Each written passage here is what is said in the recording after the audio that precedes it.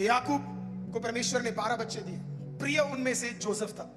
बाकी सारे के सारे बाहर काम करते थे, लेकिन जोसेफ याकूब के साथ बैठकर, जिसका नाम इजराइल में बदल गया, उसके साथ रहकर परमेश्वर के वचनों को और ज्ञान और बुद्धि की चीजों को सीखने लगा।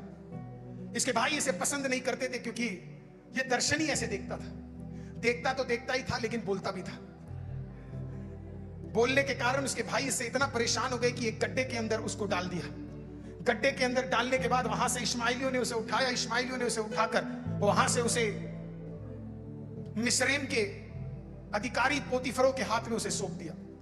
जब ये भाई वापस गए तो उन्होंने अपने बाप को बोला, जिसको तू सबसे ज्यादा प्यार करता है वो बच्चा तेरा अब मर चुका है। जानवर खा गए, मर गया। बोला, लहू देखकर उसने विश्वास कर लिया कि उसका बच्चा मर चुका है। जरा सोच के देखो याकूब के जीवन में क्या गुजरी होगी। 21 साल वो दर्द उसके अंदर गुजरा जो लाबान के घर में उसे मिला।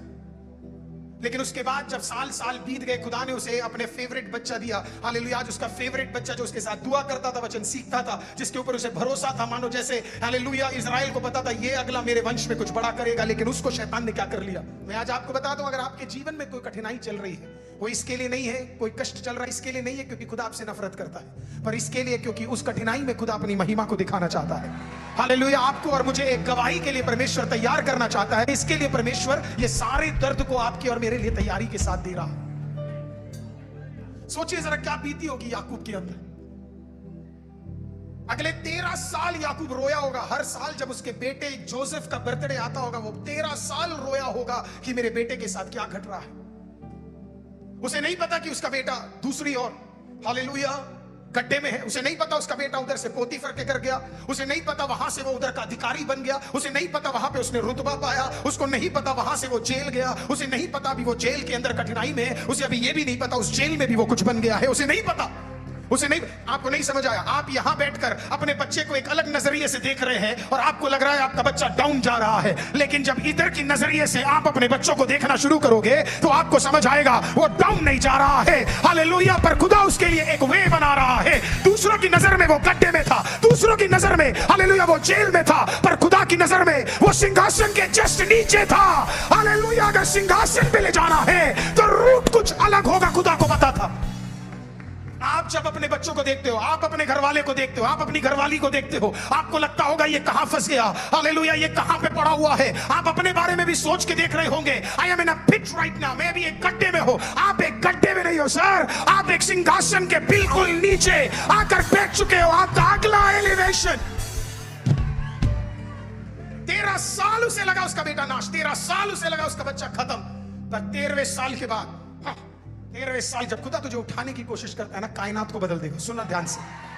जब खुदा आपको उठाने में आ जाता है ना, खुदा को अगर कायनात बदलना पड़े तो भी बदलेगा। मैं फिर से कहता हूं, अगर आपको उठाने की बारी आए, खुदा को अगर आपको उठाना है, वो कायनात बदल देगा। नहीं समझ आया आपको? कोशिश करते हैं फिर से। हालेलुया। परमेश्वर को जोसेफ को उठाना था, परमेश्वर को जोसेफ को सिंहासन पे ले आना था, लेकिन सीधे मार्ग से ये काम नहीं हो सकता। तो खुदा ने कहा फिर तो अगर इसे उठाना है तो कायनात बदलने जा रहा हो। खुदा ने कहा 7 साल हालेलुया बारिश होगी, लेकिन 7 साल जोसेफ को सिंहासन पे बिठाने के लिए खुदा ने 7 साल मेघ को बंद कर दिया, 7 साल सूखे को लेकर आ गया। खुदा ने कहा क्योंकि मुझे अपना एक बेटा उठाना है, मैं कायनात को हुक्म देता हूं, तू कार्य नहीं कर सकता। हालेलुया। आज वही यहोवा तेरा यहोवा है, वही यहोवा हमारा यहोवा है। आप में से एक के लिए कायनात बदलने के लिए वो तैयार है। हालेलुया। एनवायरनमेंट बदलने के लिए तैयार है, क्योंकि वो आप उसके लिए मूल्य हो। जिसको खुद दर्शन नहीं मिला वो दूसरों के दर्शनों को क्या समझेगा। पर जिसको खुद मिल जाता है ना एक बार, उसे पता है सामने वाले का दर्शन कितना ताकतवर है। उसके भाई दर्शन देखते नहीं थे, लेकिन फिर परमेश्वर ने उसको उसके पास भेजा जो दर्शन देखता था। अब जोसेफ वहां पहुंचा होगा, जोसेफ वहां पहुंचा, जोसेफ ने बताया 7 साल बहुत आएगा, 7 साल बटोरना है। जब 7 साल आया सब बटोर लिया। अगले 7 साल कुछ नहीं था। दर्शन वाला 7 में होगा तो तेरे अगले 7 साल को संभालने के लिए दर्शन वाले से परमेश्वर बात करेंगे। दर्शन वाले शायद जेल में होंगे, दर्शन वाले शायद थोड़ा नीचे होंगे, दर्शन वाले शायद थोड़े कठिनाई में होंगे, लेकिन दर्शन वाले जब नीचे भी होते हैं ना, अगले 7 साल का कार्य परमेश्वर ने बताकर आगे चलता है। दर्शन वाले ने कहा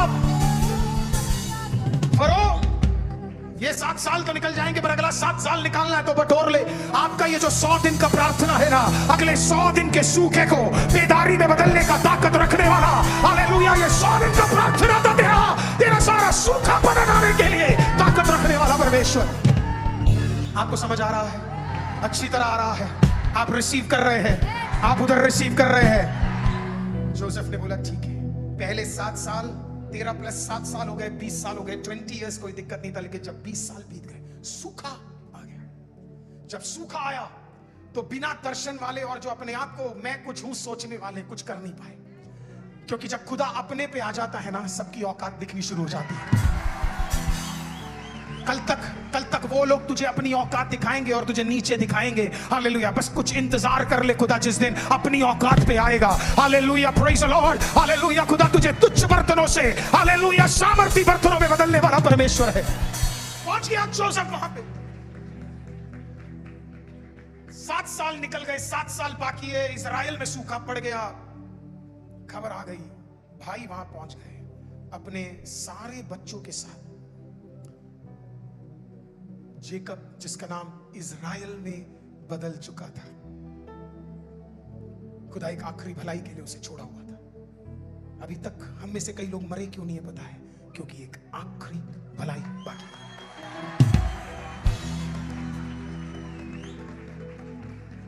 117 हो गया, लेकिन अभी भी उसके अंदर की सांसें चल रही है, क्योंकि अभी कुछ भलाई बाकी है।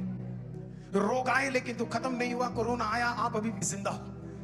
पिछले दिन पड़ोसी का एक्सीडेंट हो गया, उसका देहांत हो गया, लेकिन उसी गाड़ी में तू बैठा था और तू जिंदा है। अभी कुछ बाकी है। हालेलुया, आमीन। कैंसर आया, तेरे बाल तो चले गए, लेकिन तू जिंदा है। हालेलुया, अभी कुछ बाकी है। समथिंग इज लेफ्ट, और इसी के लिए बचा के रखा हुआ है। पानी में अगर किसी को डाल दो तो वो पक्का डूबेगा।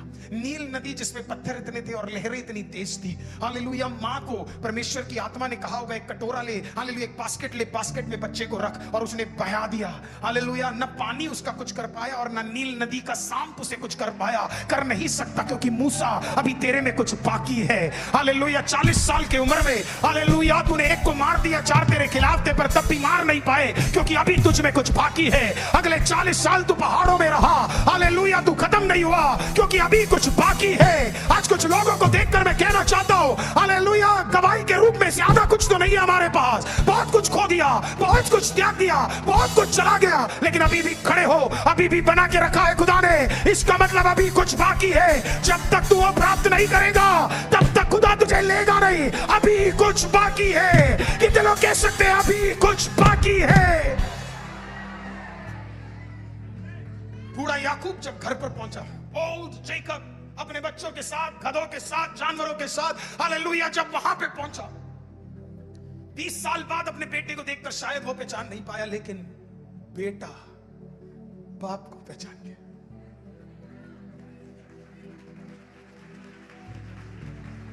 तेरा साल 20 साल आसान नहीं होते प्रियो अपने बेटे के गम में बिताना, लेकिन खुदा कुछ भी कर सकता है।